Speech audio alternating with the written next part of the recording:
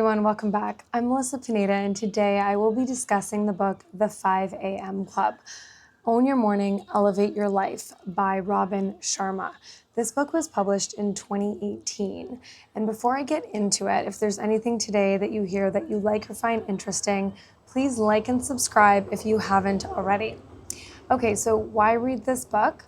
Well, it actually has a lot of good information and helpful advice in terms of just really elevating your life, being the best version of you can be. I don't know if you've read Atomic Habits. I also did a review on this book on my channel, and it's the same kind of idea, like developing habits, developing ways of doing things in your life that will just kind of optimize your life. Because I don't think it's possible to walk away after reading this book and not find something that you can add to your daily life, that you can implement, that will help you in some way, shape, or form. So I will get right into my review. All right, so this book, very, very interesting. So when I started reading it, I thought, okay, like, what am I gonna learn? I get it, the 5 a.m. club, wake up at 5 a.m., change your life, start your day early. We've all heard this before, where there are huge benefits associated with waking up early. You're your most productive at that time of the day. It's quiet, other people in your household are probably sleeping, things like that. So Robin Sharma is a leadership coach himself, and he writes the story itself, the characters, everything's fictional, but it's really interesting. It's interesting the way he wrote it. So it's these two kind of struggling people. One is an entrepreneur, the other is an artist, and they go to this conference, this leadership conference, and this one individual that's struggling was considering taking their own life, and they thought, okay, you know what, I'll just go to this conference. This is like my last attempt at something other than, ending my own life.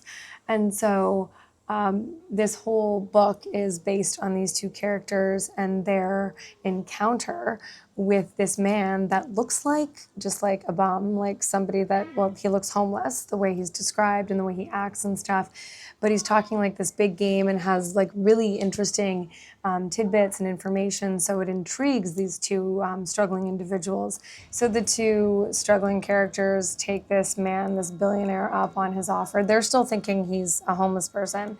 They take him up on his offer of bringing them to his private mansion compound in Mauritius.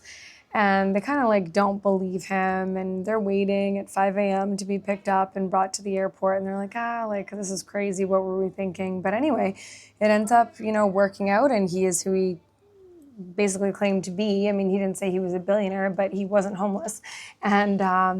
And he did say he changed their lives, and he does. And so throughout this book, it's kind of like their relationship and interaction and the billionaire's teaching and his teachings to these two individuals, and then kind of how their lives are changed throughout the book based on his teachings. So it's just really, it's a really interesting read and full of very interesting anecdotes and information. And so I'll tell you some of the stuff that I took away from it, and then if you're interested in reading more in detail, then you should definitely pick up a copy of the book. I listed in the description where you can purchase it. There's a link there. So the whole idea is you get up at 5 o'clock in the morning, and your most productive hour of the day is between 5 and 6 a.m. And it's at this time where the part of your mind that overanalyzes things, that worries, it's completely shut off. It's quiet.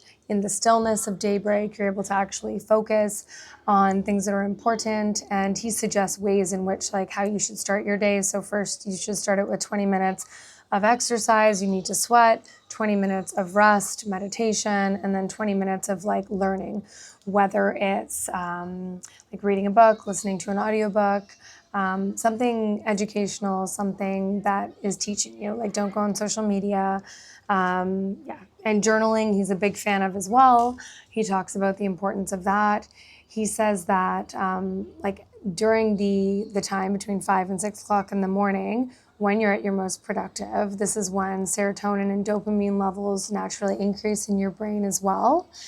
The author talks about how it's at this part of the morning between 5 and 6 where you enter into your flow state, which is just another way of saying like your peak mindset. And the whole concept is it's pretty cool. It makes sense. I'm sure you've heard bits of it before, but it's the idea of, you're exhausted at the end of the day. You have complete decision-making fatigue. You've been making decisions all day. Not many people will binge watch a Netflix show at 7 a.m. Will they do it at 7 p.m. after a long day? Absolutely. You're not going to start your day off eating a gallon of ice cream. Will you maybe do it at 7 when your willpower is shot, you're exhausted? You're more likely to. So he's saying, wake up early, teach yourself how to strengthen, in other words, strengthen your willpower, and you will then be able to help yourself later in the day when things get a bit harder. So that's one thing. Doing the hardest things first, the whole idea of eating the frog, get the hard stuff done first. That's the kind of stuff no one wants to do, right? And this is what separates super successful people from people that are not. They do the things that other people don't want to do, like get up consistently every single day at 5 a.m., for instance. The author says that you should put yourself in positions of discomfort to build willpower. So for instance, fasting once a week, sleeping on the floor, taking cold showers, all of these things put your body in physical hardship, like you're in positions and situations of hardship, but this helps you. This makes you stronger physically, mentally. It strengthens your willpower. You basically train yourself to be tougher and more determined and to have more willpower. And this is the surest way to masterful achievement. You have to practice the habit and the willpower that you want, like forcing yourself to get up at 5 a.m. every day, even when you don't feel like it. Another trick the author talks about is as soon as your alarm goes off, get out of bed. Don't stop. I've done this so many times. My alarm's set 5 a.m. and then I'm just okay, one more minute. And then that's it.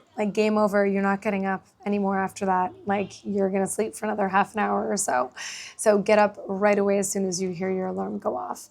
He talks about how the capacity for self-discipline is strongest for everyone at the beginning of the day. This is, where your self-control and regulation is strongest versus, when it weakens throughout the day as a result of decision fatigue, which is something I already mentioned. So that's why it's really important to get the hardest stuff done first early in the morning. And of course, this makes sense, but your willpower is weakest when you're tired, when you're exhausted. All change is hard at first. And he says that it takes 66 days of training to make a new habit. I remember reading the book Atomic Habits. I love that book. And the author talks about how it takes 3 days. And I like that because it's 3 days. That's easy, right? I think they're both right, both authors. In Atomic Habits, it probably does take 3 days to establish the pattern of having a new, routine or habit. But this also makes a bit more sense that 66 days and it's that's it. It is ingrained. It becomes automatic. And this author, Robin Sharma, talks about how you need to automatize things. You need to make things automatic. So, you don't have to force yourself or use your willpower to get out of bed anymore. You just do it. It's automatic. And that's the other thing. Once you've trained yourself, you've developed this new habit, you've used your willpower to develop the habit you want, then you don't need your willpower to do that anymore. You can use your willpower for other things. So the idea is once the habit is in place, you won't need your willpower to do it anymore. So the book itself, it's kind of goofy sometimes. That's the only quote unquote negative thing I'll say about it. I think the author is trying to make the billionaire quirky and funny, and it works. It does. It's just you're reading this book and the billionaire is doing bizarre things in the middle of a sentence he's going to do 20 push-ups and then he licks his journal and he kisses the flesh between his fingers, just weird stuff. But I guess he's trying to make the character more realistic or, definitely not relatable. If you've read any books from motivational speakers, people like Tony Robbins, for instance, there's a lot of the same sort of stuff in this book as well. The idea of giving. So it's the idea of giving more, without any expectation of receiving anything, but the idea of giving, and then more will come your way. Like the more you give, the more you're going to receive, but you can't give with any expectation of receiving.